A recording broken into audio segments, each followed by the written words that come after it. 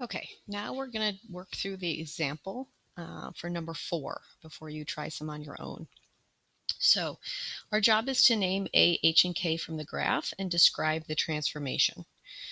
So you might want to have your A, H, and K foldable ready, so in case you want to reference your notes. We're going to name the A first, and remember, where you start depends on the type of function. So this is a quadratic. When we name A, we always start at the vertex. So here's my vertex.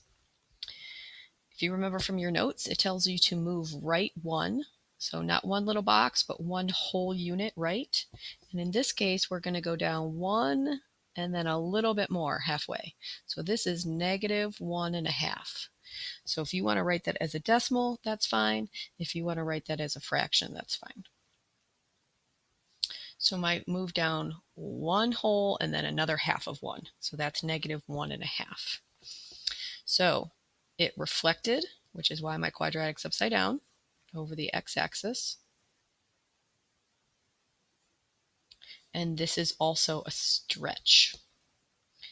And again, it's a stretch because if we look at this without a sign on it, 1.5 is greater than 1. That would be a vertical stretch.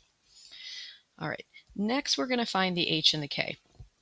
So to find the h or the k, we have to think about where the parent started. So our parent started right here. Here's my vertex. It really looks something like this. Kind of imagine it off the graph here.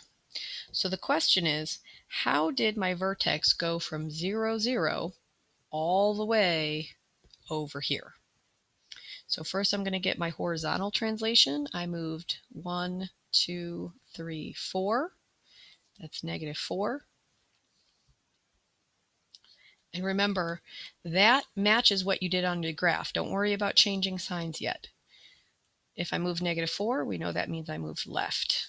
All right, so that brings my vertex here, but I also moved up 1, 2. So that's my k value. So that means I moved up 2. So if you prefer to write words, we have left 4, and this would be up 2. Okay, the next thing you have to do is actually write the equation for it, because this problem required that you write the equation. So we also always need to start with f of x, or y equals.